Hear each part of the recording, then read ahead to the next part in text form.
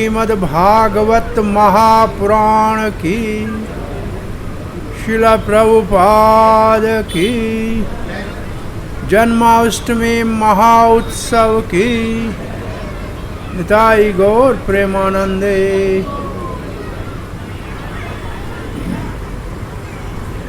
गुरवे गौरचंद्राय राधिकाय तदालये कृष्णाय कृष्ण भक्ताय तद्भक्ताय नमो नमः। ओम नमो भगवते वासुदेवाय।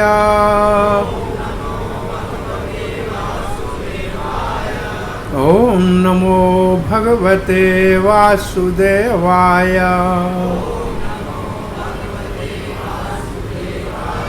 ओम नमो भगवते वासुदेवाय।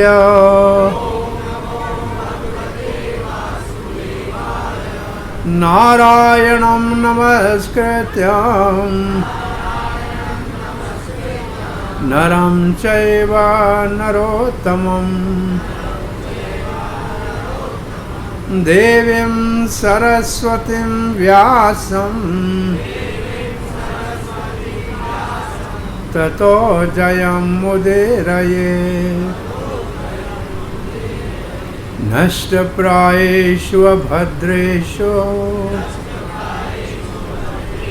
नित्यं भागवत सेवया भगवती उत्तम श्लोके भक्तिर्भवती नैष्टिकी। कृष्णाय वासुदेवाय देवकी नंदनाय च नंदगोपकुमाराय गोविंदाय नमो नमः। जय श्री कृष्ण चैतन्य प्रभो नित्यानंद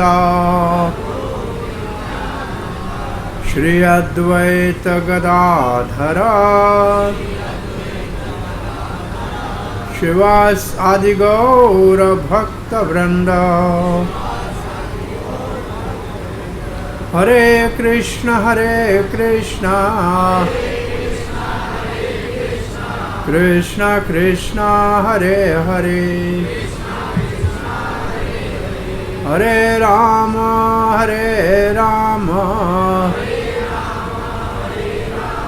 राम राम हरे हरे।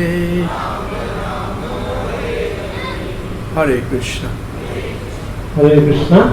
माँ सबका स्वागत करते हैं भागवत कथा के चौथे दिवस पे। तो एक बार दोनों हाथ खड़े करके हरे कृष्ण नाम उच्चारण करके प्रभु जी का स्वागत करेंगे। हरे कृष्णा कृष्णा कृष्णा हरे हरे हरे राम राम राम हरे हरे। तो आप सबसे निवेदन है मोबाइल फोन साइलेंट पे कर दीजिए और कथा के समापन तक आपको इसे बैठना है। और यहाँ पे निवेदन अपने भक्तों से कि आगे आ जाइए, बहुत गैप यहाँ पे है, जो भक्त आते हैं उनको बैठने की जगह नहीं पाते, बहुत ही स्पेस खाली यहाँ पे आ जाएगा। हरे कृष्ण।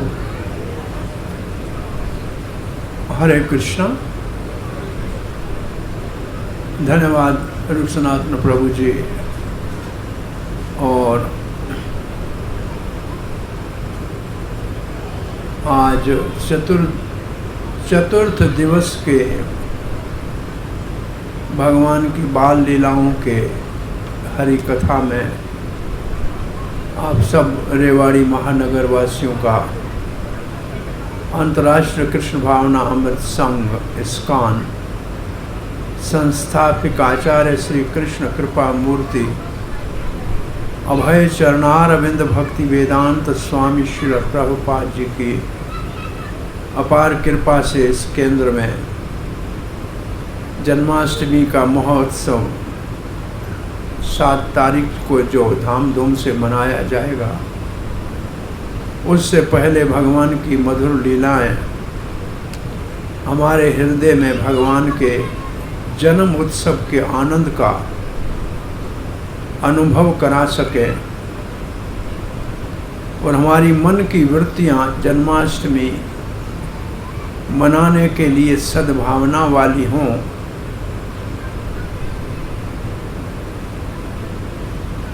इसलिए आप सब भाग्यशाली भक्तों ने मिलकर इस्कॉन के तत्वधाम में ये 5 दिवसीय कृष्ण भगवान की बाल लीलाओं के श्रवण का और इससे पूर्व में 3 दिवसीय आदि गुरु आचार्य भगवान के बड़े भाई दाऊजी बलराम, उसके मधुर लीलाओं का रसपान किया। इन 3 दिनों में हमने भगवान की लीला सुनने का क्या लाभ है,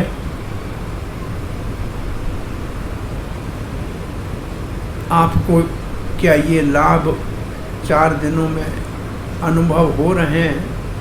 आपके कान को रस मिल रहा है कथा में, आपके मन को शांति मिल रही है, भगवान कृष्ण आपको अपना मीठा प्यारा लग रहा है और यहाँ आने के लिए 2 घंटे आप दुनिया के सारे काम छोड़ने के लिए मन कर रहा है, आपके हृदय शुद्ध हो रहा है, भगवान की भक्ति जाग रही है, भगवान के भक्त अच्छे लगने लग रहे हैं।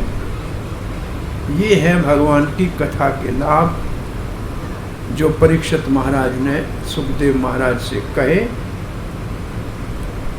फिर हमने भगवान के नामकरण संस्कार का वर्णन सुना। ये सिर्फ शिक्षा देने के लिए कि भगवान का नाम रखा जाता है तो हम भी बच्चों के नाम रखें। भगवान तो नित्य है, सदा है, शाश्वत है, उसका नाम भी नित्य है, परंतु हमारे को प्रेरणा दी गई है कि बच्चे का नाम रखना चाहिए और नाम के लिए विद्वान पंडित से मुहूर्त और पूजा करानी चाहिए। फिर भगवान श्री कृष्ण की सामान्य बालक जैसी मानव लीलाएं माता पिता को उनकी तोतली बोली और उनके ये सब नटखटपना बहुत मीठा लगता है। तो भगवान के अवतार का मुख्य उद्देश्य है कि संसार में संबंध ही बंधन का कारण है। संसार में बंधन क्या है? संबंध। तो भगवान कहते हैं जो संबंध संसार में आपको बंधन में डालते हैं, चाहे माँ बेटे का संबंध हो या सखा मित्र दोस्त का संबंध हो या प्रेयसी और प्रेमी का संबंध हो या सेवक और स्वामी का संबंध हो, अगर दुनिया के ये संबंध आपको बंधन में डालते हैं तो आप ये सारे संबंध श्री कृष्ण कहते हैं मुझसे कर लो। मुझे अपना प्यारा लाडला पुत्र मान लो। तुम्हें मोह होता है पुत्र में, तुम्हारा पुत्र तुम्हें छोड़ के चला भी जा सकता है, मैं कभी छोड़ के नहीं जाऊंगा, मुझे बना लो। तुम्हारे को मित्र हो सकता है संसार में कोई धोखा दे दे, बेईमानी करे, छल करे, पर तू मेरे को मित्र बना ले। मैं तो सब अपने मित्रों के साथ हर हाल में साथ रहा हूं। अर्जुन का सखा के नाम से तो मैं विश्व विख्यात हूँ, पार्थ सारथी अर्जुन सखा। सुदामा मेरा मित्र है, मेरे मित्रों के साथ मेरा कैसा स्नेह है, प्रेम है, पाप के पेट से मैं उनको निकाल के आता हूँ, मुझको अपना मित्र बना दो। आपको स्वामी बनाना है, दूसरे स्वामी हो सकता है बुढ़ापे में नौकरी से निकाल दें। मैं तो आपका सदा का स्वामी हूँ, सदा ही आपको सेवा में रखूँगा। अब मुझे अपना स्वामी बना लो। आपको प्रेम करना है तो संसार के प्रेम में संकट आ भी सकता है, वो तो प्रेम नाम का है, काम ज़्यादा है। इसलिए वास्तव में आप मुझसे प्रेम करना जो आपका धर्म है शुरू कर दो, फिर देखो आपके सारे बंधन कैसे समाप्त हो जाते हैं। तो ये सारी लीला भगवान की हमारे को बंधन से मुक्त करके, जो संसार के बंधन है, जो संसार के संबंध है, वो सब भगवान के साथ संबंध करने की प्रेरणा देते हैं। ये भगवान के अवतार का मुख्य उद्देश्य है कृष्ण के, और इन बाल लीलाओं का ये मुख्य उद्देश्य है। इन लीलाओं को सुनते सुनते आपके मन में विचार आएगा कि अरे ऐसा हमारा भी कृष्ण के साथ संबंध होता जैसा इनका है। तो ये आपका भाव जागृत होना, यही वास्तव में सारे जीवन के साधन और सत्संग का एकमात्र सफलता और लाभ है। अब जो स्थिति है इसको कहते हैं श्रवण दशा। आप श्रवण में अपने आप को लगा रहे हैं भगवान की कथा। फिर आपके जीवन में स्थिर आएगा वर्ण दशा। जो आपने सुना है उसको आप वर्ण करेंगे, इसका मतलब स्वीकार कर लेंगे जीवन में। और फिर आपका आगे स्मरण दशा आ जाएगी। हर समय भगवान के साथ आपका रिश्ता जो है उसमें आप उसको याद रखेंगे।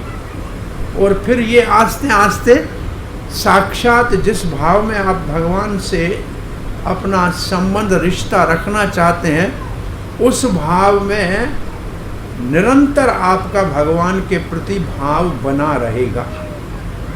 उसको कहते हैं प्राप्ति दशा या संपत्ति दशा। वो दशा तक हमको ये साधन चालू रखना है। तो कल हमने भगवान श्री कृष्ण की चलते फिरते 2-2.5 साल के 3 साल के बच्चे हैं और उनकी शरारतें,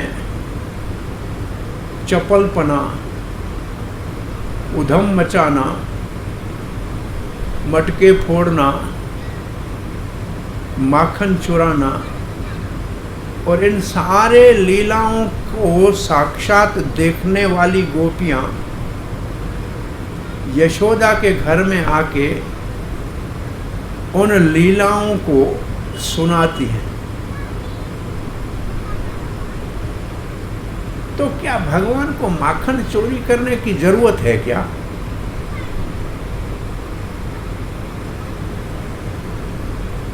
कहते हैं कि एक दिन कन्हैया माँ यशोदा की गोद में बड़े लाड प्यार से कह रहा था, मैया मेरे को तो माखन भावे, ये जो लड्डू कचौरी पकवान आप हमको खिलाती हैं इससे मक्खन अच्छा लगता है। और एक गोपी यशोदा के घर में कन्हैया के इस भाव को सुन रही थी कि कन्हैया को माखन अच्छा लगता है।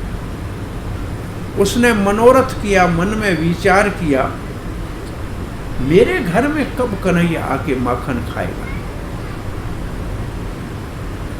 अब भगवान तो सबके हृदय में परमात्मा के रूप में बैठे हैं, उस गोपी के हृदय में बैठे हुए थे। उस गोपी के भाव को जो मनोरथ हो उसका पूरा करने के लिए एक दिन अकेले कन्हैया, सांवला सलोना नन्हा सा बालक, पीतांबर पहना हुआ, उस गोपी के घर में घुस गया। और गोपी ने भी बड़ी प्रेम के साथ मक्खन को निकाल के मटकी को थोड़ा नीचा रखा था कि बच्चे का हाथ पहुंच जाए।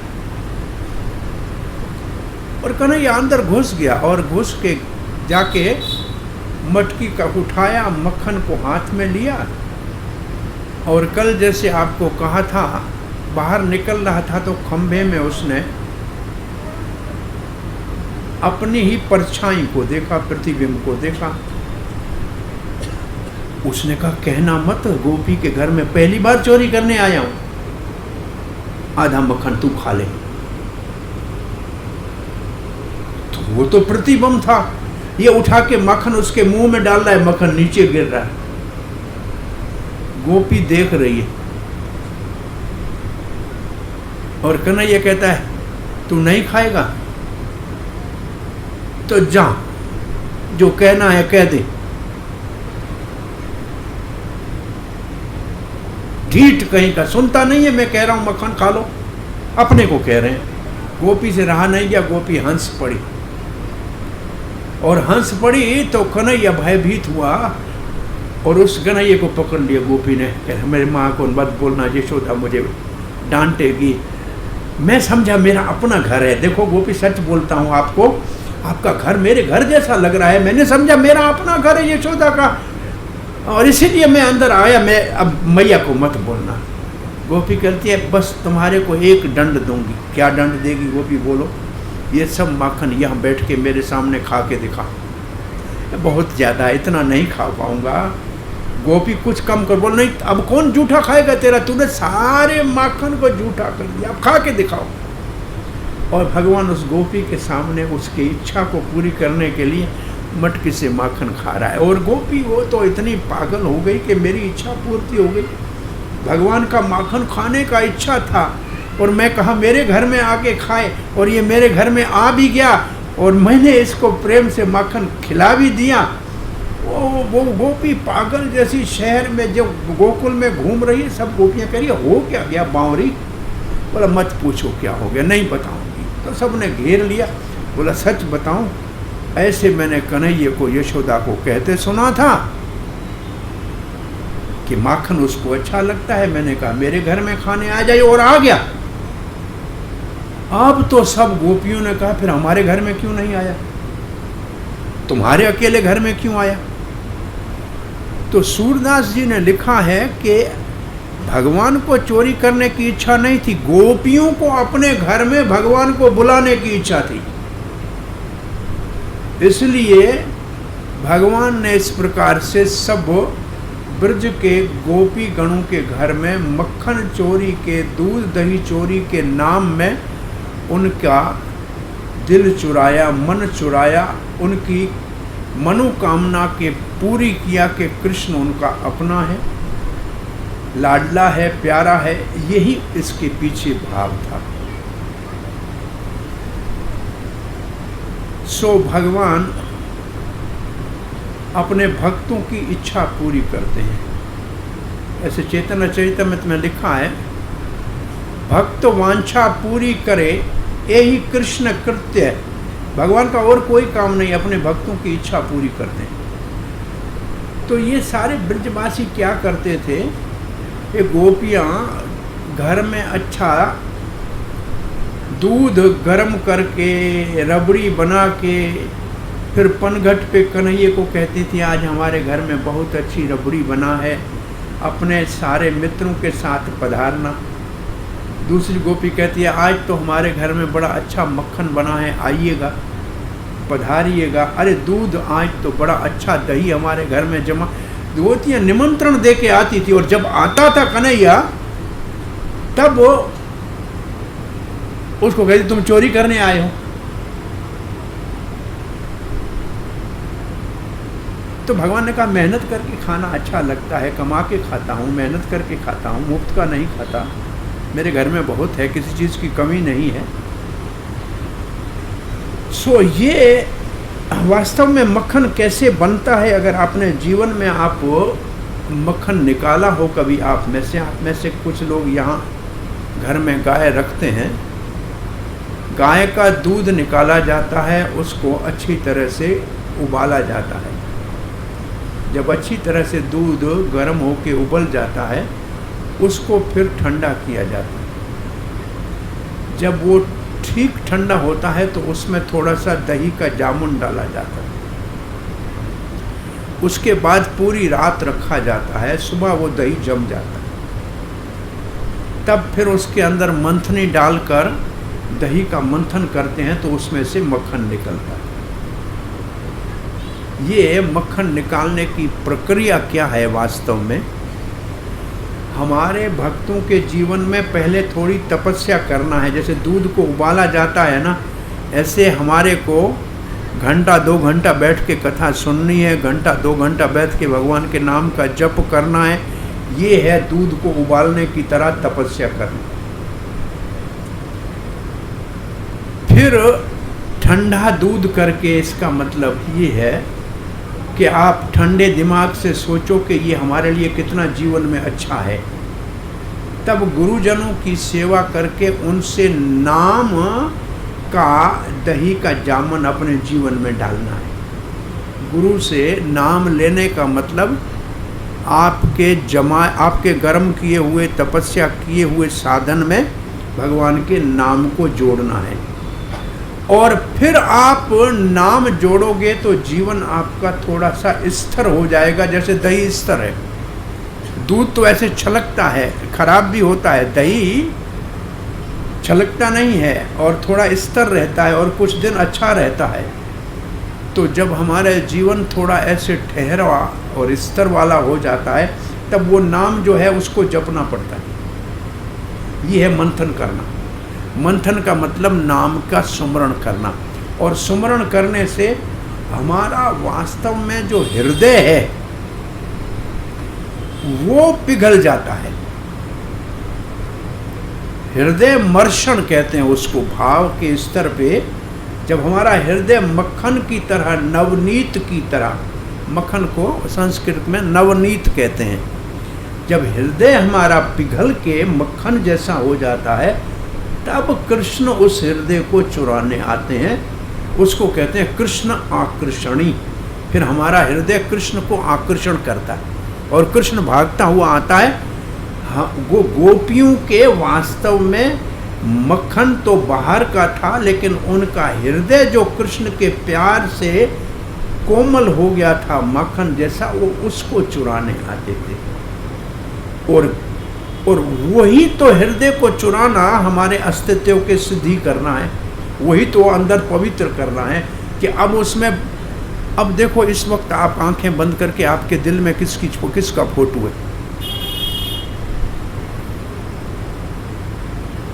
किसी के दिल में वैसे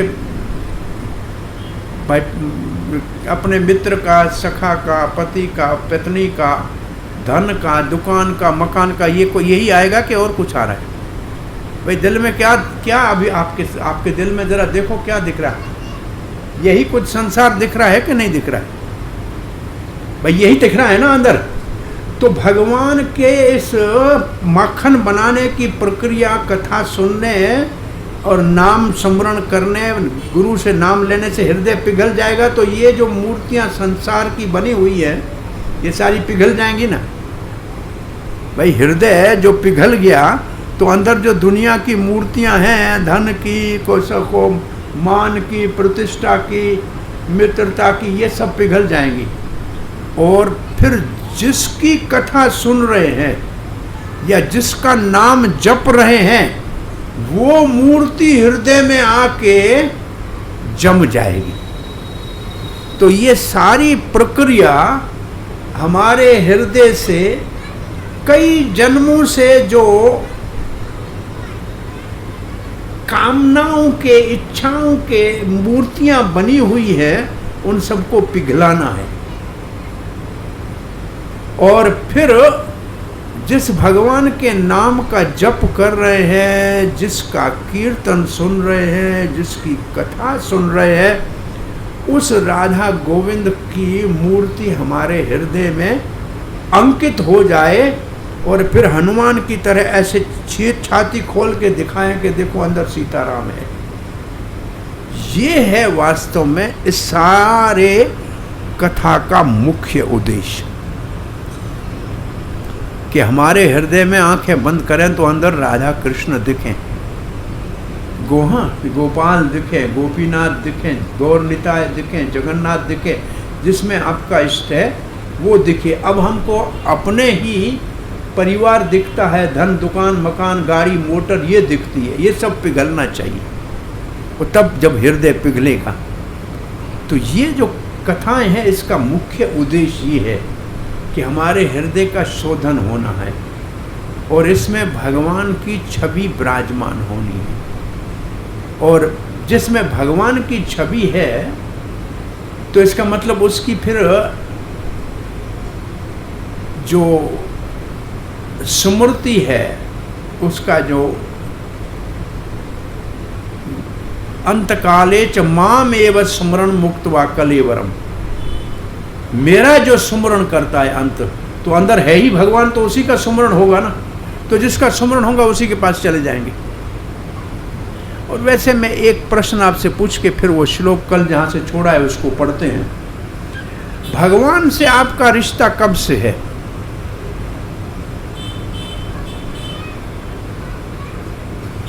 अनादिकाल से है। भगवान तो हमारे हृदय में हमारे साथ बैठे हुए हैं, हमारे शुभ चिंतक सुहृद, कभी हमारा साथ तो छोड़ा ही नहीं है। तो भगवान के साथ हमारा रिश्ता अटूट है, अनंत है, नित्य है, शाश्वत है, सदा है। इस दुनिया के साथ आपका रिश्ता कब से है? इस जन्म का है, और वो भी कोई 25 साल के बाद किसी से मिले हैं। भाई 20 साल के बाद शादी की तो पति मिला, ससुर मिला, सास मिली, ये तो 25 साल के बाद है। पहले 10-15 साल भाई माँ बाप है उसके रिश्ता है, फिर वो दूसरा रिश्ता हो गया। ये तो रिश्ते सब बदलते रहे हैं, इस महीने में एक जन्म के थे, है ना। तो कौन से जो संबंध है जिसको महत्व देना चाहिए? जो सदा से भगवान किसे है उसको, या इस दुनिया का एक जन्म का है उसको? आपका क्या विचार है? सच तो ये है कि जो सदा हमारा साथी है उसको याद करना चाहिए ना। और हम का इसलिए एक सिद्धांत है कि श्री कृष्ण से हमारा शाश्वत संबंध है, और उसी ने अपना प्रेम हमारे हृदय में भर के भेजा है। इसलिए हमारा एक ही उद्देश्य होना चाहिए, प्रेम श्री कृष्ण से। और क्योंकि संसार में हमारे कर्मों के कारण हमारे को कोई संबंधी, मित्र, बंधु, बांधव, दुकानदार, ग्राहक, मालिक, सेवक मिले हैं, इनके साथ व्यवहार करो, कुशलता से व्यवहार करो, संसार से प्यार करो, कृष्ण से। ये सूत्र समझ में आए तो आप हो सुखी। प्रेम एक कृष्ण से, व्यवहार संसार से। पति के साथ पति का व्यवहार, पत्नी के साथ पति का, भाई के साथ भाई का, मित्र के साथ मित्र का, पिता के साथ पिता का, ग्राहक के साथ ग्राहक का। व्यवहार में कुशल रहो, सबके साथ निभाओ अच्छा, लेकिन प्रेम कृष्ण से करना। ये है सही चेतना, सही सोच। और दुनिया में क्या करते हैं? प्यार करते हैं अपने सगे संसार के संबंधियों से, या धन से, या गाड़ी से, या मकान से, और व्यवहार करते हैं भगवान से। आ जाते हैं संडे के दिन भगवान का दर्शन करने, जन्माष्टमी के दिन, तो हमने उल्टा कर दिया है सारा हिसाब। और ये हिसाब उल्टा है, इसलिए हम सुखी नहीं हैं। प्यार भगवान से, व्यवहार संसार से, ये है सिद्धांत। ये सिद्धांत समझ में आ जाए, भगवान प्यारा है क्योंकि हमें कभी नहीं छोड़ने वाला है, हमारा सदा संगी साथी है, अंग संग रहता है, उससे प्यार करना सीखो। और सारी ये भक्ति का मार्ग ही कृष्ण के प्रेम को जगाने का है। प्रेम कहीं से लाना नहीं है, आपके हृदय में पहले से तैयार पड़ा है। और ये कथा कीर्तन उस प्रेम को प्रकट करने का साधन है। तो ये है वास्तव में सत्संग का मुख्य उद्देश्य। भगवान से प्रेम करो। भगवान सीधा कहता है कि मुझसे प्रेम करो, मैं आपका सगा हूं। संसार किसी के साथ नहीं जाता है, सिर्फ भगवान हमारे साथ जाते हैं। सो कल के श्लोक का आगे हम अब वर्णन करते हैं। कल हमने ये श्लोक पढ़ा था, गोपियाँ शिकायतें लेके यशोदा के नंद बाबा के महल में आई है। ये गोकुल वाले महल में आई है, जो 64 खंबे वाला महल है उधर आई है, क्योंकि ये बाल लीलाएं गोकुल में हुई है। और एक गोपी ने क्या कहा, वत्सान मुंचन क्वचिद असमय, हमारे घर में आकर गाय दुहने के समय से पहले बछड़ों को खोल दिया। कल इसकी कथा बताई, गोपी ने कहा कैसे खोला। इसका एक और अर्थ ये है, वत्स हैं भक्त। आप जो भगवान से प्रेम करने वाले भक्त हो, ये हो वत्स।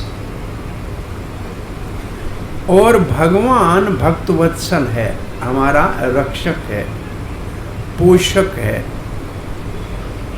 तो हमारे कर्मों से पता नहीं हम कब छूटेंगे, पता नहीं, परंतु भगवान हमको अपना वत्स मानता है तो समय से पहले हमें मुक्त कर देता है, कर्मों के बंधन से ही मुक्त कर देता है।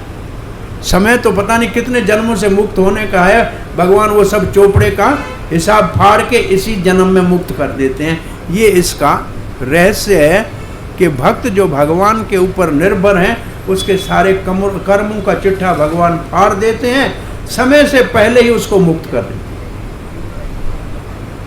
और दूसरा भगवान का भाव है कि गाय का दूध बछड़े के लिए है। ये लालच करके गोपियाँ सारा दूध निकाल के बछड़ों को पिला नहीं रही है। मैं तो गोपाल हूँ, मैं तो इस बछड़ों के हित के लिए अवतार लिया है, पीने दो इनको दूध, इनकी माँ है, इनका दूध माँ का पीना इसी का अधिकार है, जाके पिए मौज करें। और अभी भगवान बछड़े ही चारने जा रहे हैं तो बछड़ों से ज्यादा प्रेम है। और फिर दूसरी गोपी की बात कल कही थी, उसने कहा कि हमारे घर में अति स्वादु दही आके चुराता है। तीसरे ने कहा हमारे घर में दूध चुराता है। तो किसी ने कहा हमारे घर में मक्खन चुराने आ गया। तो पूछा यशोदा ने, कैसे तुम्हारे घर में मक्खन चुराने आया, कौन सी मेरे घर में मक्खन की कमी है? तो गोपी ने कहा आपको क्या बताए नंदरानी, सच ये है कि हम सारी सहेलियों ने एक बहुत बड़ी योजना बनाई थी कि हमने कृष्ण को रंगे हाथों पकड़ने की योजना बनाई थी। और हमने दरवाजे में, खिड़कियों में, उखल में, रस्सी में सब घंटी बांध दी थी। और फिर गोपी कह रही है मैं इसको बुलाने गई कि हमारे घर में आज हमारी सास ने बहुत अच्छा मक्खन ऊपर टांग के रखा है, कन्हैया आज आप जरूर हमारे घर में निमंत्रण है, पधारना। और हमने सोचा जैसे आएगा घंटी बजेगी तो हम इसको पकड़ लेंगे। तो कन्हैया अपने सारे साथियों के संग जैसे घर में प्रवेश करने के लिए गए तो साथियों ने कहा कन्हैया देखो वो घंटियां बंधी हुई है, गोपियां बड़ी चतुर हैं, घंटी बजेगी तो हमको पकड़ लेंगी। अच्छा खिड़की से चलते हैं, खिड़की में भी घंटियां बंधी हुई है, बड़ी चतुर है गोपियां, फिर क्या करना है? नहीं अंदर तो जाना पड़ेगा, मक्खन तो खाना है, हमारे को निमंत्रण है, कैसे हमें इसकी इच्छा तो पूरी करनी पड़ेगी। फिर क्या करोगे? कन्हैया ने बोला ये घंटियों का देवता अपना सेवक के आ जाएगा। फिर घंटियों के देवता का आह्वान किया, घंटियों का देवता आया, बोला ऐसा एक भी घंटी नहीं बजनी चाहिए। जो आ गया भगवान, सब घंटियां नहीं बजी, कूद के अंदर चले गए। गोपी कहती कोई घंटी नहीं बजी, अंदर कूद के चला गया। और वो उखल को उल्टा करके रख दिया, ये आगे वाले श्लोक में आएगा उखल का नाम। वो ग्वाल बालों के ऊपर चढ़ के मटके को उतारा और मैं छुप के देख रही थी। मैंने बोला घंटी बजे तो सबको बुलाऊं। इसने ऊपर से मक्खन को मटका उतारा और ग्वाल बालों को खिलाना शुरू किया। अब पहले कभी कृष्ण नहीं खाते थे, इसको कहते हैं सबको पहले खिला के, ग्वाल बालों ने जब पेट भर के खा लिया तो बंदर आए, उनको खिलाया। जो बंदर भी मुंह ऐसे करने लगे तो कहने लगा गोपी ने कहीं कल वाला मक्खन तो नहीं रखा था, बंदर भी ऐसे मुंह कर रहा है, चख के तो देखूं। सबको खिलाने के बाद अपने मुंह में उंगली डाली मक्खन चखने के लिए, सारी घंटियां जोर जोर से बज गई। कन्हैया ने कहा तुमको कहा था घंटी मत बजना। अब घंटियों का देवता और घंटियां हाथ जोड़ के कहते हैं भगवान आपको भोग लगता है तब घंटी बजने का शास्त्र का नियम है, अब आपको भोग लग रहा है तो घंटी तो बजनी चाहिए, शास्त्र का नियम है, उसको तो हम तोड़ नहीं सकते। गोपियां चारों ओर से घेर लिया घर को। अब ये सारे भागे कहां से? खिड़की से भागने लगे। गोपी कहती है सब खिड़की से भाग गए। ये जो कृष्ण का सखा ब्राह्मण मधुमंगल है ना, ये थोड़ा पांव से लंगड़ाता भी है और मोटा है, ये खिड़की में अटक गया। हमने इसको पकड़ के नीचे उतारा, इसकी चोटी में रस्सी बांधी और रस्सी को पेड़ की डाली के उस तरफ फेंक के हम सारी गोपियों ने रस्सी को खींची, इसकी चोटी ऊपर खींची, बोला कन्हैया, चिल्लाया। कन्हैया वहां से दौड़ता आया, अरे क्या कहे यशोदा, हमको कहता है अरे ये कोई गोप बालक है क्या, ये कोई अहीर का बच्चा, अरे ब्राह्मण का बच्चा है, आपको ने इसकी चोटी में रस्सी बांधी है, तुम सबको बूढ़े काने लंगड़े पति मिलेंगे, एक भी गोपी को अच्छा पति नहीं मिलेगा। गोपियां बेचारी भयभीत हो गई, नहीं कन्हैया ऐसे नहीं बोलो, फिर ये ब्राह्मण का बच्चा है, घर से जाओ जितने लड्डू है थाल में भर के लाओ, इसको यहाँ बैठ के भोग लगाओ, ब्राह्मण आशीर्वाद देगा तभी आपकी ये जो मैंने कहा है इससे आप बच सकोगे। अब तो बेचारी गोपियां उसको छोड़ के भागी, घर से जो लड्डू और दही दूध मक्खन लाके और ब्राह्मण को खिलाने लगी। और ये कन्हैया हंस के ऐसे मक्खन भी खाया, मटकी भी फोड़ी, लड्डू भी हमारे सर घर के खा गया और ऐसे हमारे घर में ये लीला करके गया है। तो एक और गोपी आके कहती है, देखो उसका नाम भी लिखा है, उपनंद की पत्नी आई है और कहती यशोदा देखो आपके और हमारे घर में कोई अंतर नहीं है, आपका मक्खन मेरा मक्खन, मेरा मक्खन आपका मक्खन, इसलिए आपका बेटा मेरे घर में खाए, आपके घर में खाए, मुझे कोई एतराज नहीं, पर ये चोरी करके खाता है ना, ये जरा अच्छा नहीं है। मैं समझती हूँ आपने नहीं सिखाया है चोरी करने, लेकिन इसमें ये आदत बुरी है। तो यशोदा कहती है क्यों चोरी करेगा, मेरे घर में कमी है क्या तेरे घर में चोरी करने आएगा? बोला मैं देखो आपके मेरे घर में अंतर नहीं है, तो आपका पुत्र मेरा पुत्र है, परंतु मैं क्या कह सकती हूँ, आदत खराब पड़ गई है ये, और ऐसे करेगा तो इसका विवाह तो होगा नहीं, समाज में इसको चोर चोर करके कहेंगे। तो यशोदा ने कहा तेरे घर में कभी माखन खाने आए ना तो तू पकड़ के लाना, मैं देख लूंगा, मैं देख लूंगी। अब ये गोपी इंतजार कर रही है कब मेरे घर में कन्हैया आए, माखन खाए तो मैं इसको पकड़ूं। गर्ग संहिता में इसका पूरा वर्णन है नाम के साथ गोपी का। गोपी के घर में कन्हैया गया, जाके मक्खन को उतार के खाया, गोपी ने इसको हाथ से पकड़ा, पकड़ के हाथ से, हाथ कृष्ण के हाथ में मक्खन लगा है, मुंह में लगा है, रंगे हाथों पकड़ा है। गोपी बाहर निकली कि अब तो यशोदा को दिखाऊंगी कि मेरी बात नहीं मान रही थी, लड़का अपना है और ये तो आदत खराब पड़ गई है। बाहर निकली तो कन्हैया ने सोचा आज तो पकड़ा गया और ये छोड़ेगी भी नहीं और मैया मारेगी। तो उसी गोपी का लड़का उसी कन्हैया की उम्र का पास में खड़ा था। कन्हैया का इधर आओ, नज़दीक जब आया तो सामने से बड़ा गोप आ रहा था, उपनंद। गोपी को कहता लज्जा नहीं आती है, मुंह नहीं ढकती, घूंघट ऐसे खुला बाजार में चलती हो क्या? गोपी ने ऐसे थोड़ा घूंघट निकाला कन्हैया कहता है देखो मेरा हाथ, तो गोबर उठा उठा के तेरा हाथ इतना कड़क का हो गया है, मेरा कोमल हाथ दुख रहा है, ये छोड़ो ना, दूसरा हाथ पकड़ लो। तो गोपी ने हाथ ढीला किया, कन्हैया ने अपना हाथ निकाला, उसके बच्चे का हाथ उसके हाथ में दे दिया। कन्हैया घर में जाके सो गया और ये गोपी ऐसे सीधी यशोदा के घर में, ए नंदरानी, कहा था ना आदत बच्चे की खराब है, आज रंगे हाथ देखो, मुंह में हाँ मक्खन लगाए, हाथ में मक्खन लगाए, ये देखो पकड़ के लाई हूं। यशोदा हंसने लगी, बोला बावरी सुना, मेरा तो लाला अंदर सोया है, कहीं बाहर गया नहीं, ये तू पकड़ के आई, देखो तेरा अपना छोरा है। एक थप्पड़ मारी, तू कहां से आ गया? बड़ी लज्जत हुई, कहा कि सब लोग देखेंगे कि मेरा ही लड़का मेरे घर में चोरी कर रहा है, ये तो मेरा नाम ही बदनाम हो जाएगा। बड़ी लज्जत होके बाहर निकली और कन्हैया पीछे के दरवाजे से आके सामने, पहले तो उसको कहता है, अब उसके बेटे को, अरे भैया आज मेरे कारण एक थप्पड़ तेरे को लग गई,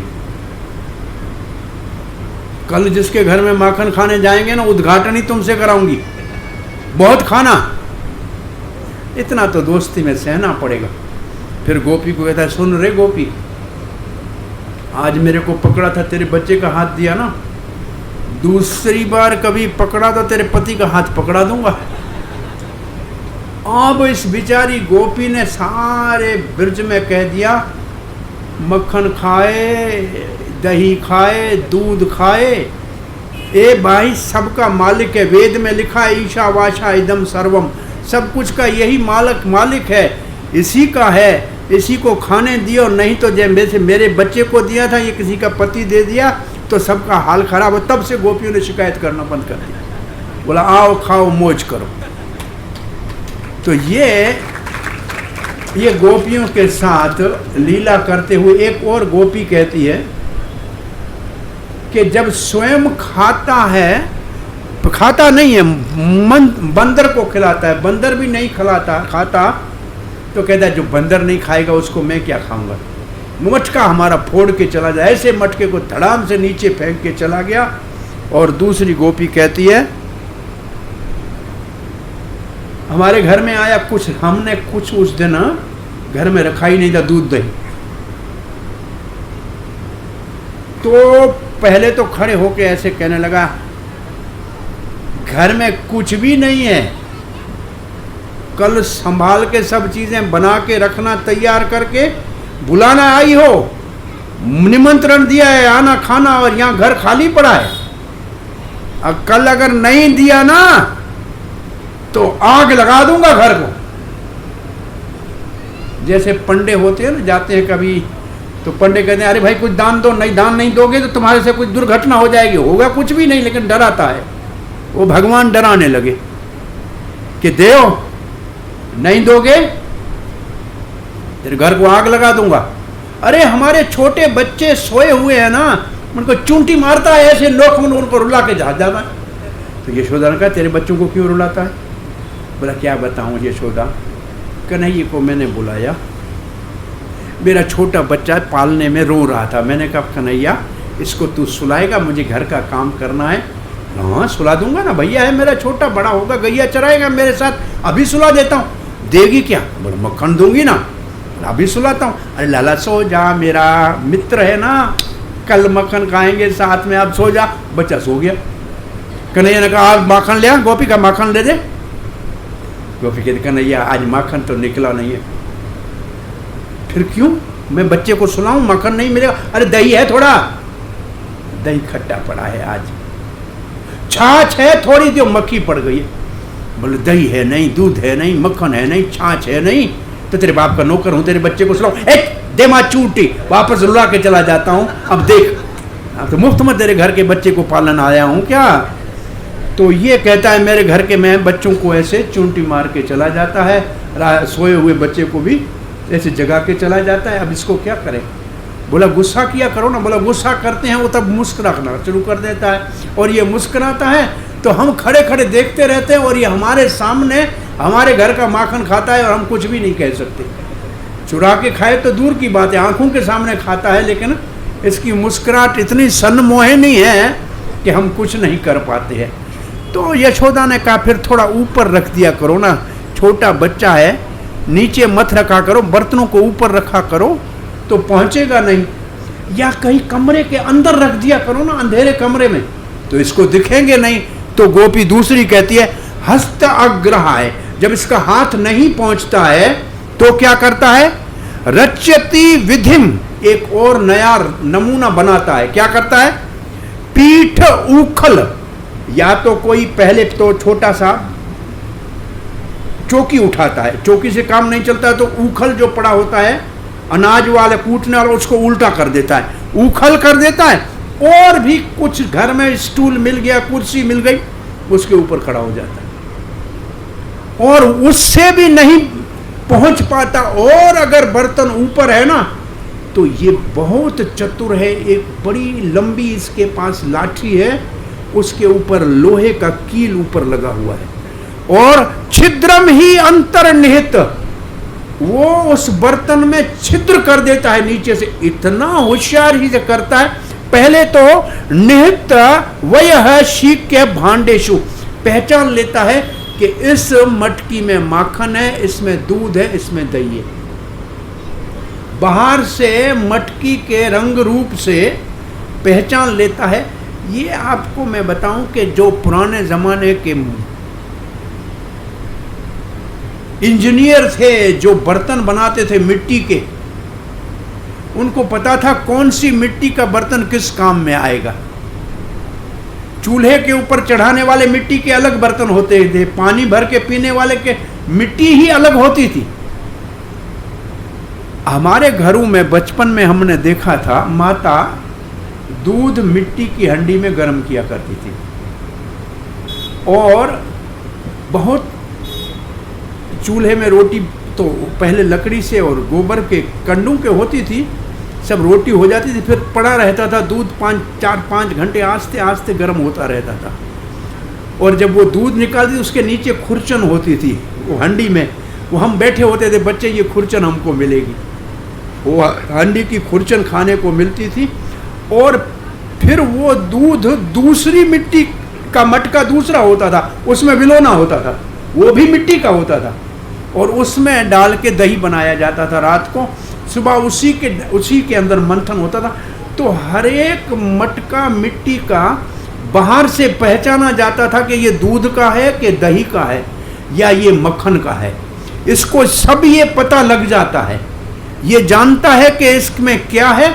और इतनी होशियारी से वो लकड़ी सा कील मारता है जब नहीं पहुंचता है, और चतुराई से ऐसे मारता है ऊपर से गिरेगा, सीधा मुंह में पी लेंगे। एक एक करके बारी बारी नीचे खड़े होते जाएंगे, पीते जाएंगे, सब पूरा हो जाएगा।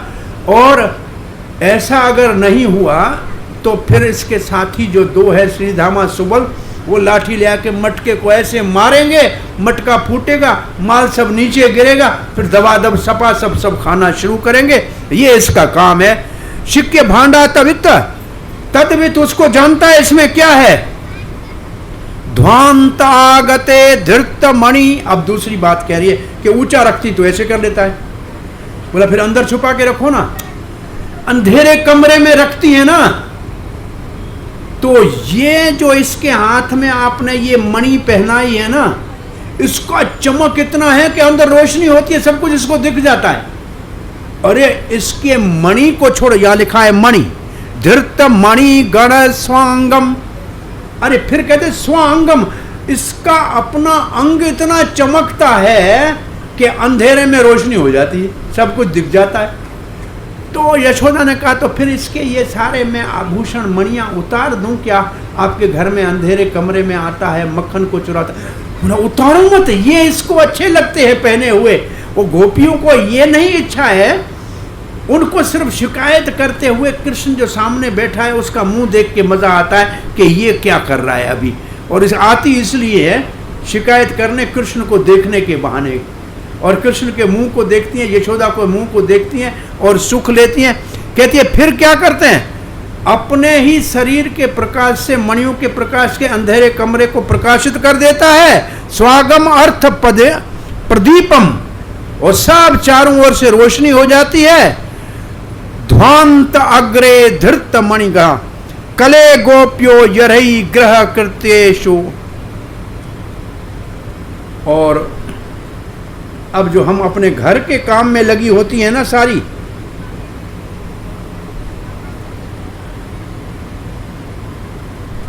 और घर के काम में करता कैसे काम कब करता है आके, जब वो पहले तो ये अपने 2-4 छोटे छोटे बच्चे हैं उनको जासूस करके भेजता है कि गोपी क्या कर रही है।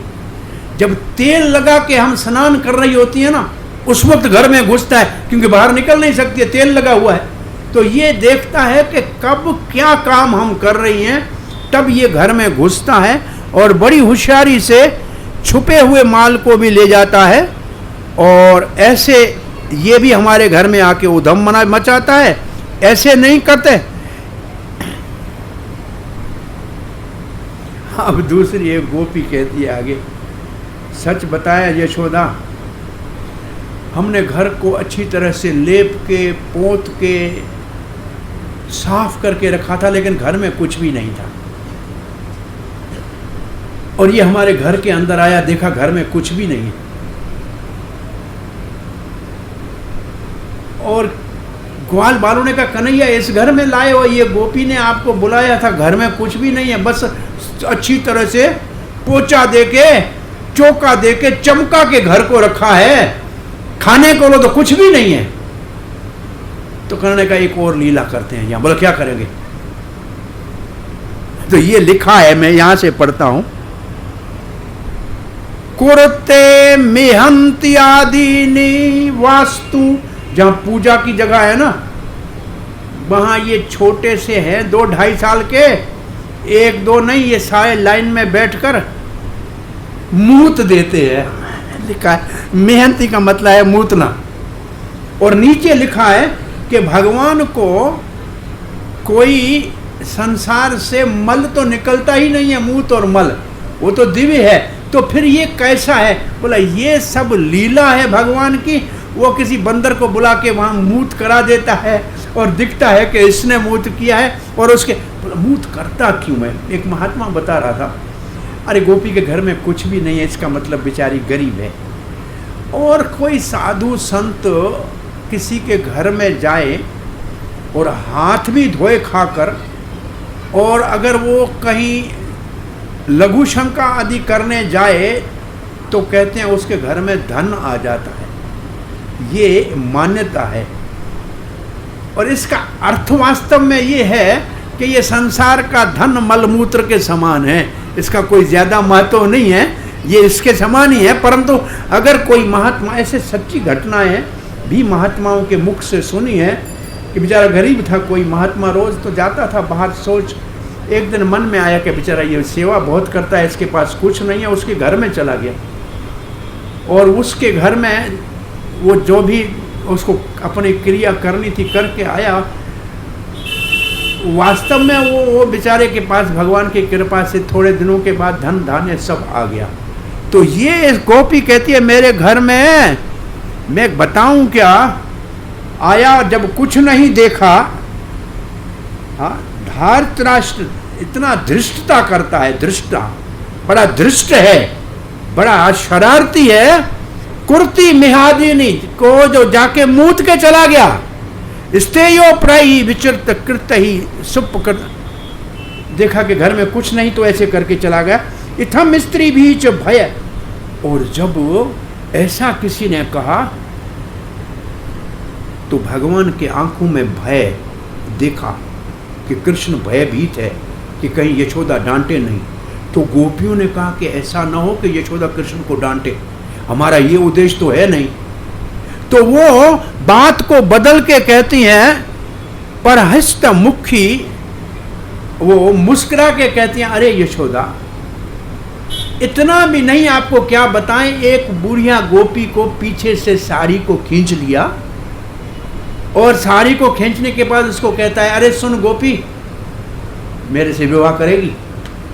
अब क्या सबको हंसी आ गई, वो जो गुस्से वाली बात ही समाप्त हो गई।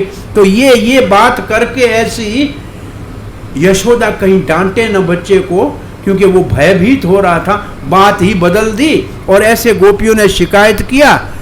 और उसके बाद उनकी इच्छा तो कृष्ण को कोई दंड देने की थी नहीं, उनकी इच्छा थी कि यशोदा सब काम घर का छोड़ के और उनसे कृष्ण की शरारतों की और इन सारे चोरियों की कथा सुनती थी।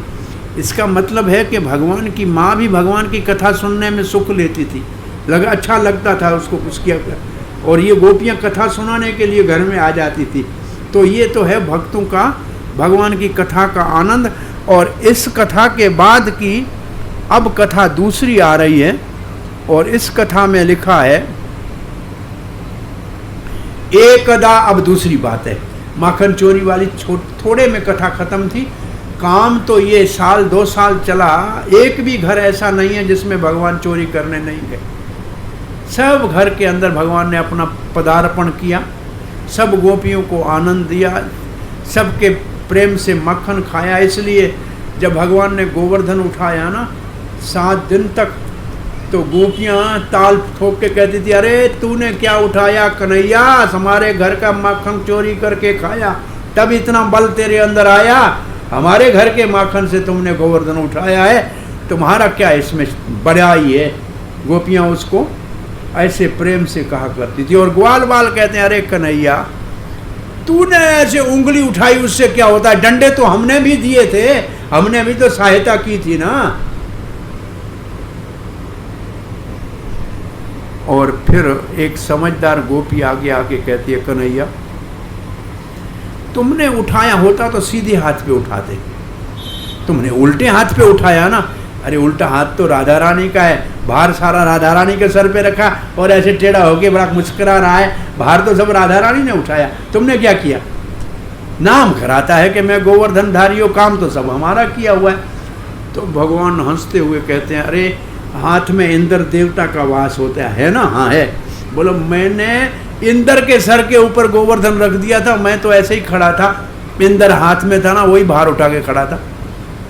तो ये सारे गोपियां ये शिकायत करती हैं। तो इतनी शिकायतों के बाद एक दिन भी यशोदा ने कृष्ण को डांटा नहीं, मुस्कुरा के कह दिया, अरे नहीं मेरा बेटा ऐसा थोड़ी करेगा, ये सब शिकायतें भले करे, मेरे घर में ही नहीं खाता है तो बाहर क्या खाएगा। परंतु कृष्ण ने सोचा कि माँ ने डांटा ही नहीं, अब जब तक माँ बांधेगी नहीं, डांटेगी नहीं, तो इसके प्यार का कैसे पता लगेगा। तो भगवान ने कहा आज ऐसी एक लीला करने जा रहे हैं, आज तो जरूर मैया डांटे।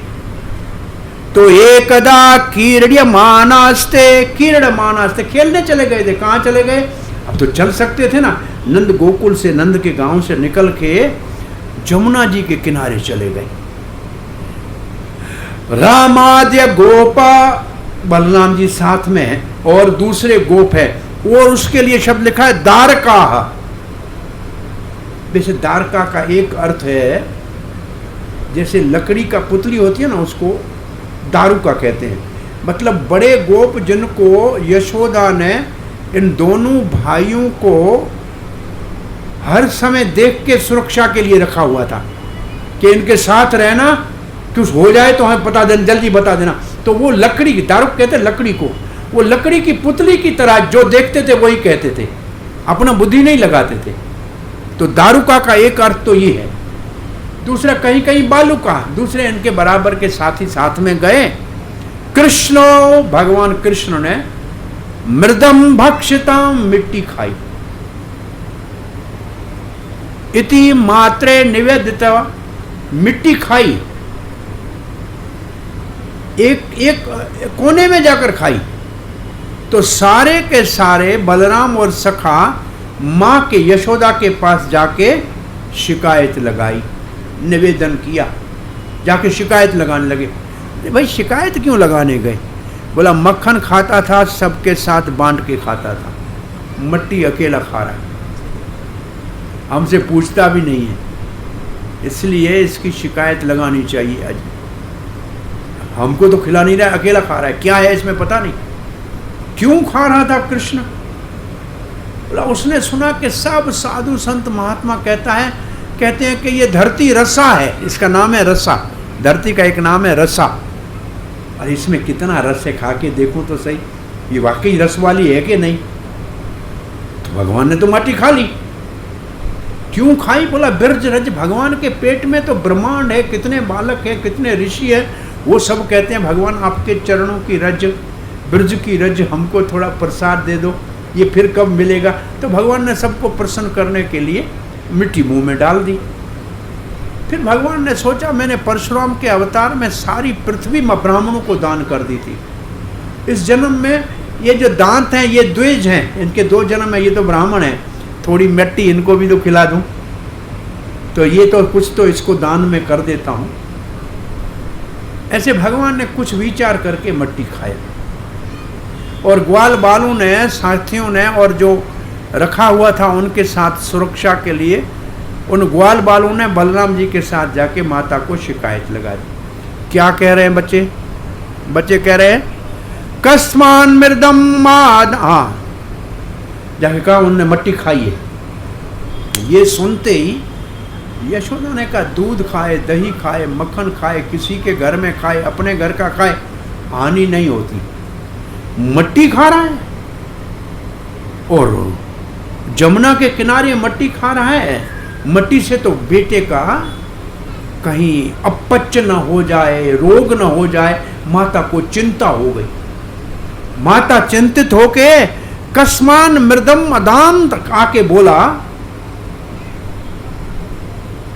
ए चंचल, बस में न मन है, न चित्त है, न इंद्रियां हैं, मट्टी खाई। भगवान आपने मट्टी खाई? सीधा पहले तो आके हाथ पकड़ा। क्यों हाथ पकड़ा? कहते मट्टी हाथ से खाई होगी ना, तो हाथ ही तो इसका दोषी है ना, उसको पकड़ लिया। लेकिन उससे ज्यादा आचार्य कारण लिखते हैं कि वो देख रहा है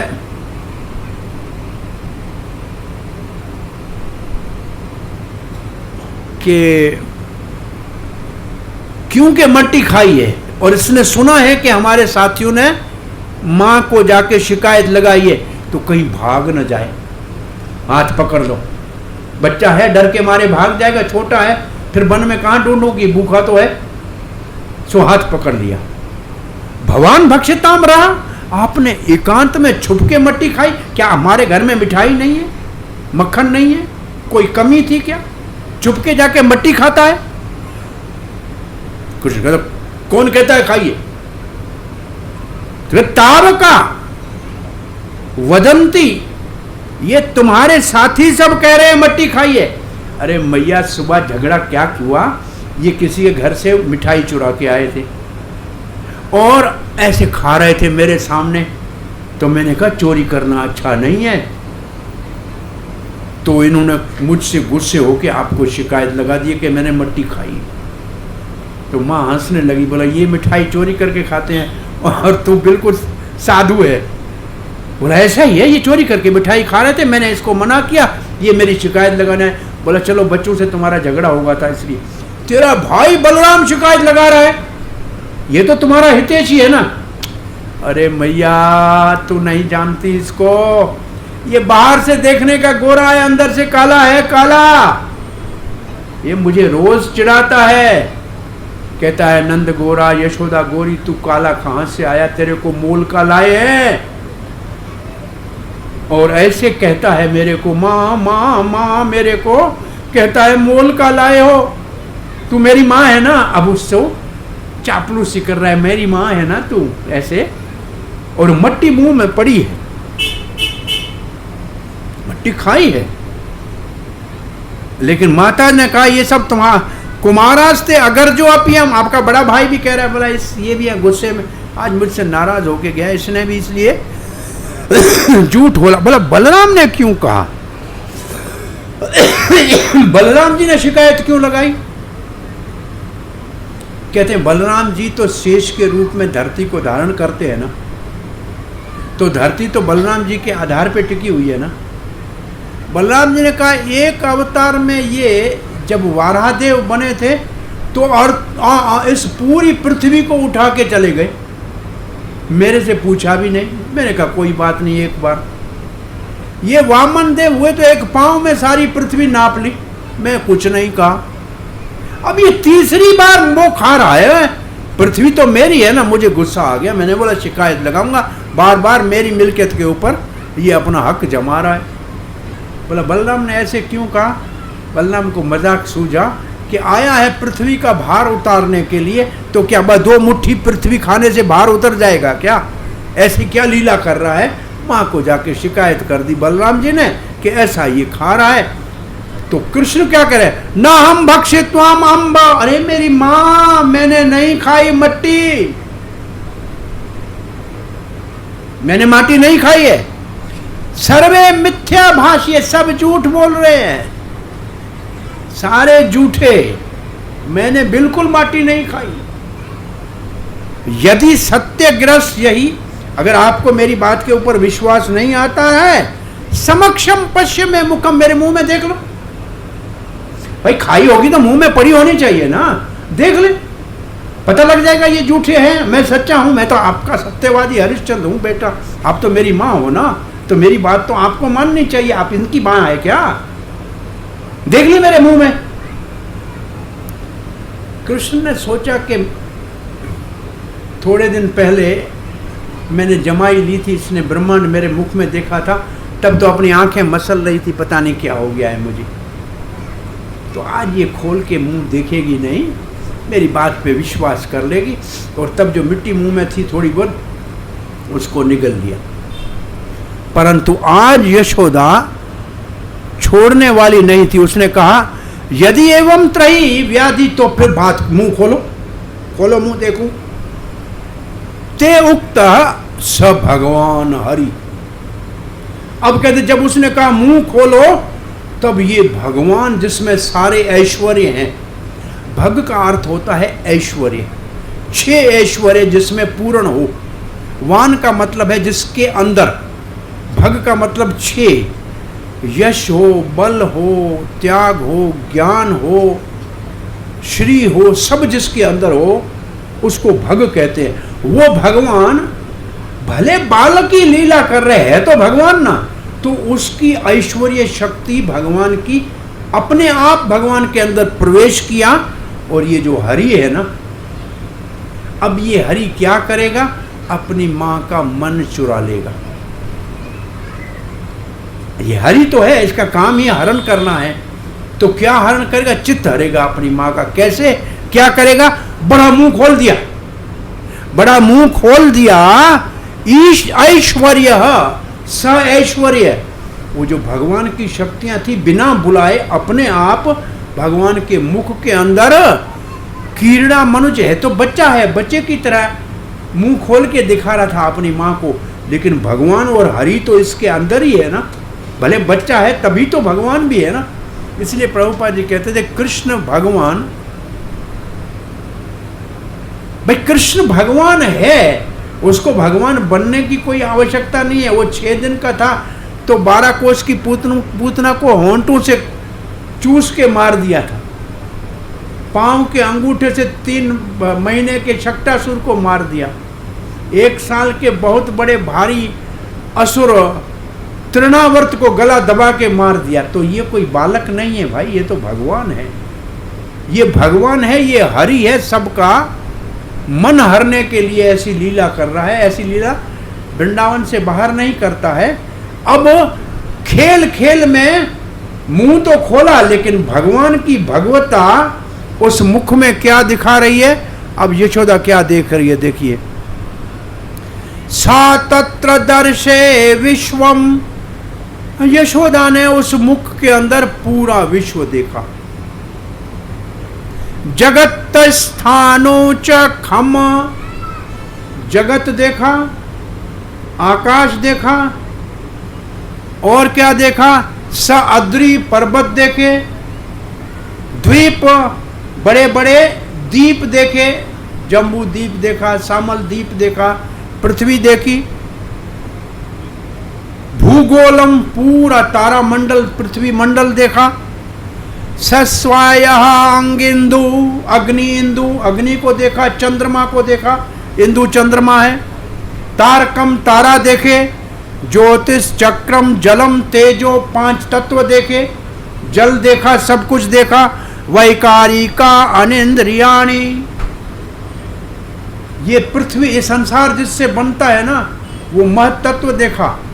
इंद्रियां देखी, जो बनती है, इंद्रियों के देवता देखे, मनोमात्रा, गुणात्रा, मन, ये सब कैसे बनता है उनको देखा। एतद विचित्रम सजीव काल, और जीवों को देखा, काल को देखा, सृष्टि कैसे होती है वो सब देखा। विश्व रूप देखा, सृष्टि होती है उसको देखा। अब सृष्टि कैसे होती है? सोनो तनो वीक्षय, उस भगवान के शरीर में ये सब देखा। विद्यारितास्य व्रजम सहस, और अब तो देख रही है कि जमुना का किनारा है और नंद का भवन है और यशोदा के सामने उसका बेटा बैठा है और उसके मुंह में ये पूरी दुनिया देख रही है और उस मुंह में वो बेटा और यशोदा भी दिख रही है। यही ब्रह्मांड दिखने में आ गया और वो सब देख रही है। ये देख के बड़ी आश्चर्यचकित हुई और जैसे इसको देखा, यशोदा कहती है किम स्वप्न है, आई कोई स्वप्न देख रही हूं क्या? मेरा छोटा बच्चा है, मुंह में इतना स्तन डालता हूं तो चू चू कर पीता है, ये इसके मुख में इतना ब्रह्मांड कहां से आ गया? मैं कोई स्वप्न देख रही हूं क्या? या कोई देव माया है क्या? इसको कुछ हो गया क्या है? किम वाह मां दियो बत बुद्धि मोह, मेरी बुद्धि मोहित हो गई है या मेरी आंखों में कुछ खराबी है क्या? मुझे क्या दिख नहीं रहा है? अथ अमुष्यैव ममार्भकस्य, अरे मेरे बच्चे, मेरा अर्भक मेरा बच्चा है, क्या हो गया इसको? ये क्या दिखा रहा है? क्या इसके अंदर कोई ये सारा स्वाभाविक चमत्कार भरा हुआ है क्या? मां आश्चर्य से इसको देख के बड़ी विस्मय में, ये विस्मय की लीला है।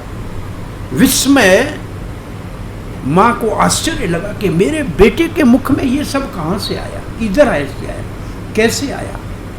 अब इस विश्व रूप की बात कर रहे हैं। देखो ऐसा विश्व रूप अर्जुन ने देखा था, सखा था कृष्ण का, लेकिन भयभीत होके कहा कौन हो, मैं जानता नहीं हूं, मुझे डर लग रहा है। यशोदा ऐसे नहीं कह रही, अरे मेरे बच्चे को क्या हो गया पता नहीं, कोई देव माया होगी, इसके अंदर कहां से आएगी? नहीं, ये कुछ नहीं हो सकता, मेरा बच्चा है। इसको कहते हैं कि ब्रज के जो भक्त है वो भगवान को भगवान नहीं मानते, भगवान को अपना बच्चा मानते हैं, लाला पुत्र मानते हैं, सखा मानते हैं, या प्रीतम मानते हैं, या स्वामी मानते हैं। भले भगवान कैसा भी चमत्कार दिखाए, इतने बड़े असुरों को मार दे, या भगवान मुख में ब्रह्मांड दिखा दे, लेकिन ब्रजवासी भी उसको भगवान नहीं मानते, अपना सगा संबंधी मानते हैं। उनका जो प्रेम है उस प्रेम को कहते हैं माधुर्य, और भगवान का ऐश्वर्य उस माधुर्य प्रेम को स्थिर नहीं कर सकता। अर्जुन स्थिर हो गया था, कुंती महारानी आश्चर्यचकित हो गई थी, लेकिन यशोदा नहीं हुई। देवकी हो गई थी 4 हाथों वाला देखकर, लेकिन यशोदा बिल्कुल नहीं हुई। इसलिए रूप गोस्वामी एक उदाहरण देते हैं कि ब्रजवासियों का प्रेम कैसा है, जमे हुए घी जैसा। उदाहरण क्या देते हैं कि पहले जमाने में लोग गुप्त दान देते थे। किसी को एक आया घर में तो उसको घी 1 किलो देना है, तो उसके अंदर 10 ग्राम सोना रख देते थे, घी के अंदर सोना डाल देते थे। घी जमा हुआ था तो सोना तो दिखता नहीं था, पीला घी है, पीला सोना है। घर ले जाते थे, घी को गर्म करते थे तो अंदर सोना दिखता था, तो घी की वैल्यू खत्म। अब सोना पड़ा है तो घी को कौन देखेगा? इसका मतलब ऐश्वर्य देखा तो मधुर्य समाप्त हो गया, तो लोग तो सोना निकाल लेते थे।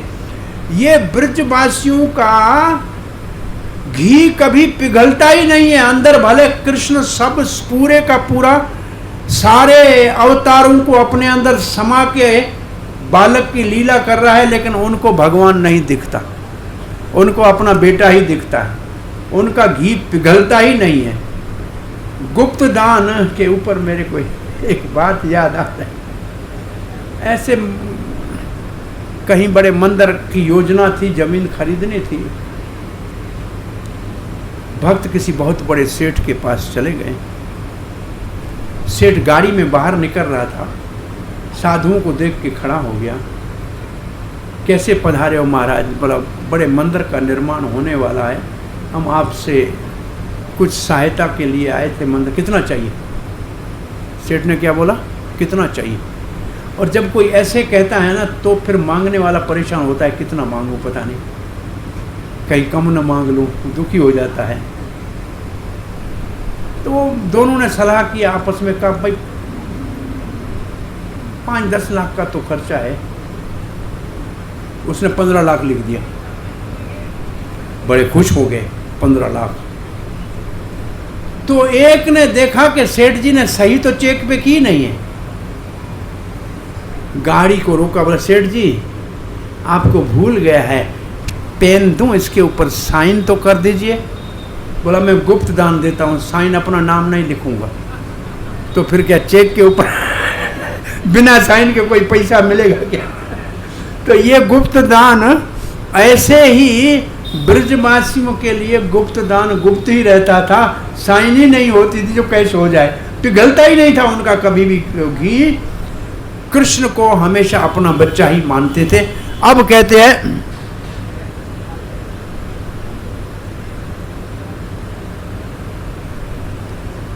अब तो आश्चर्यचकित होकर देख रही है यशोदा कि ये जो सब कुछ हो गया है ये मेरी समझ से बाहर है, मैं मन से वचन से कर्म से इसको नहीं समझ सकती। आश्चर्य है कि क्या हो गया है, कैसे, यहां लिखा क्या है,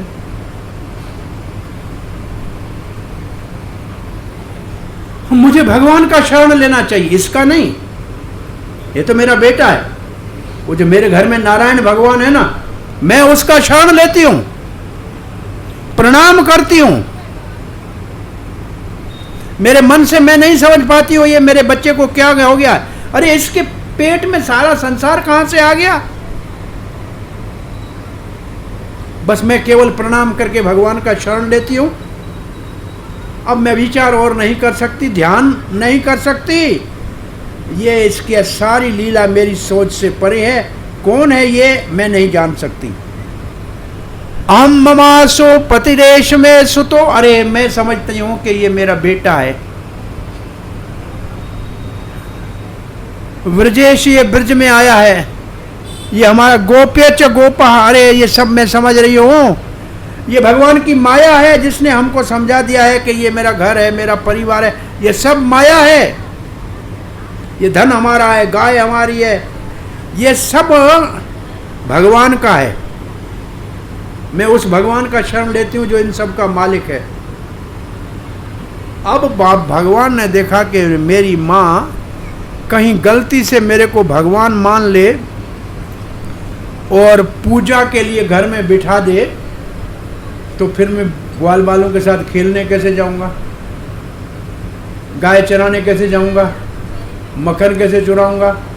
तो क्या करना चाहिए।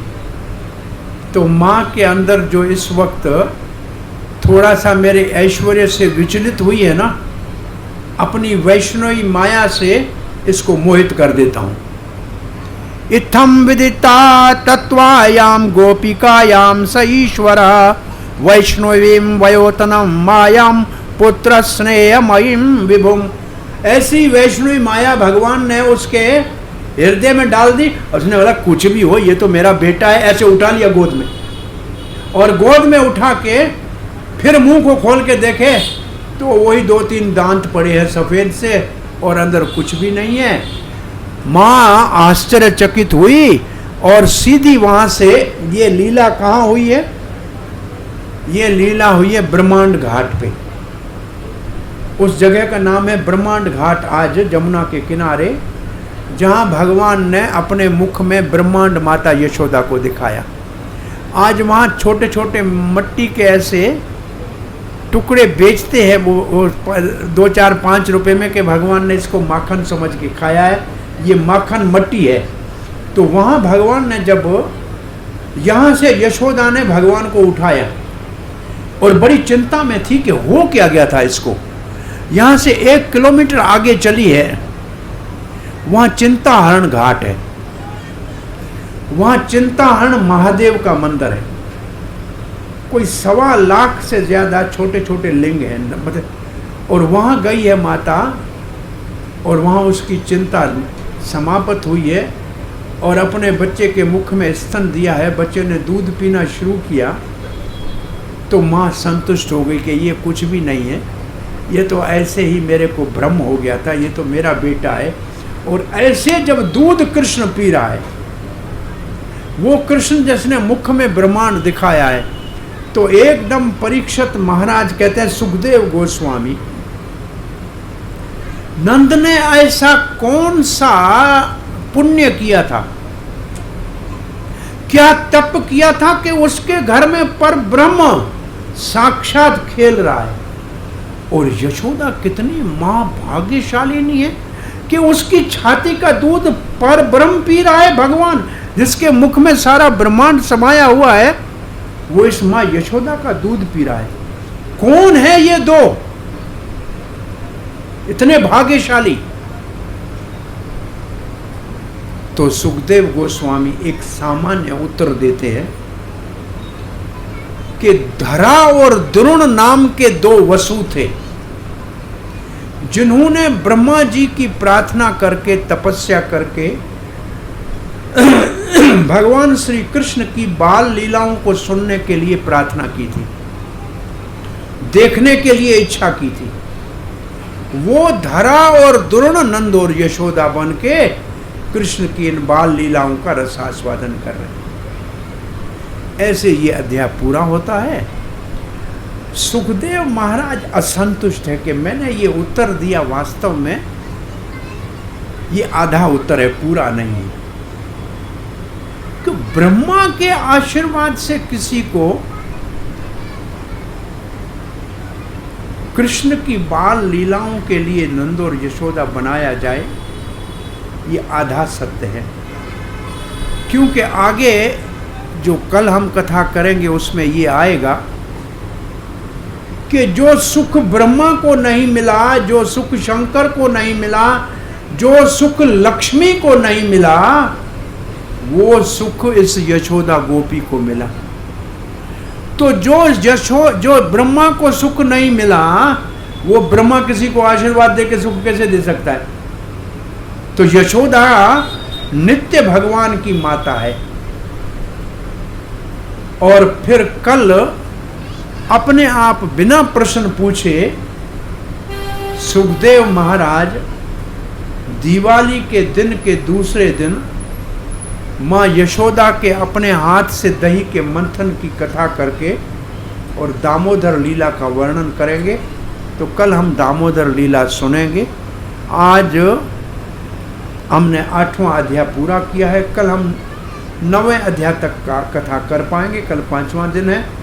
आगे फिर आप जन्म भगवान के जन्म की कथा यहाँ सुनेंगे। हरे कृष्णा। किसी का कोई प्रश्न है, जिज्ञासा है? जब तक आरती की तैयारी हो, किसी का कोई प्रश्न जिज्ञासा हो?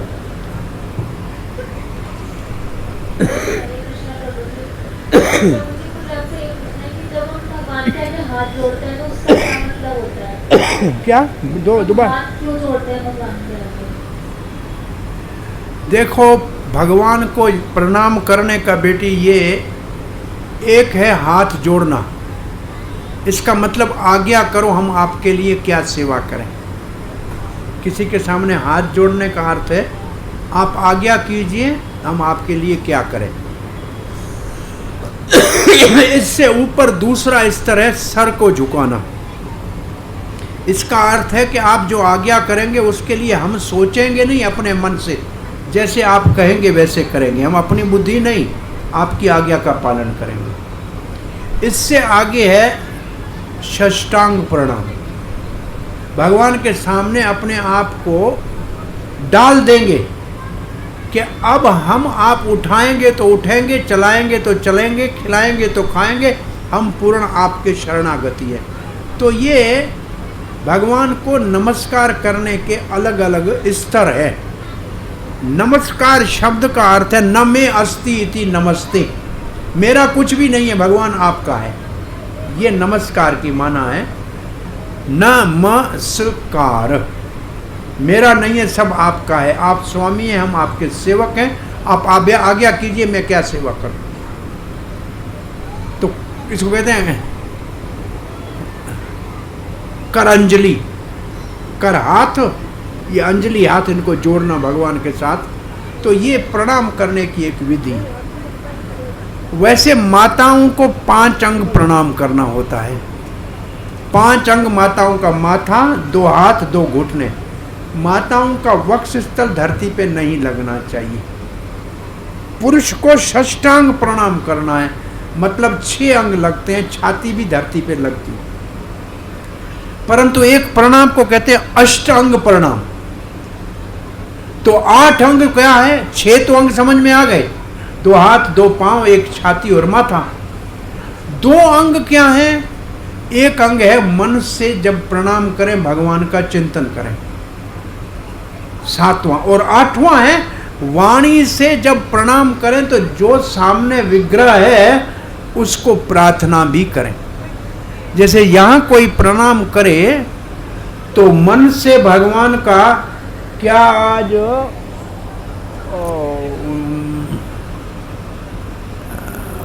बैंगनी कपड़े पहने हैं,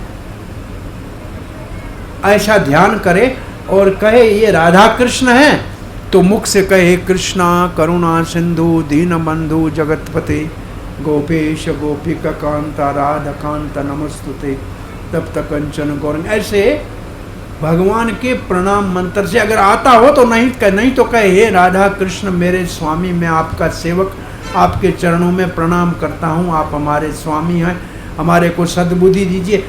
ऐसे मुख से कुछ प्रणाम करते समय प्रार्थना करनी चाहिए। तो एक अंग मन है जिससे चिंतन करना है, एक वाणी है जिससे प्रार्थना करनी है। तो भगवान के सामने आए तो प्रार्थना करें, प्रणाम करें और भगवान का दर्शन करें, चिंतन करें और सारे अंगों से भगवान को अपने आप को समर्पण करें। ये प्रणाम की एक विधि है। और किसी का कोई प्रश्न है?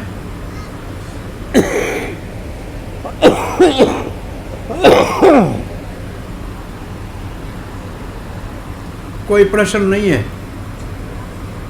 ग्रंथराज श्रीमद् भागवत महापुराण की जय, श्रील प्रभुपाद की जय, जन्माष्टमी महोत्सव की जय।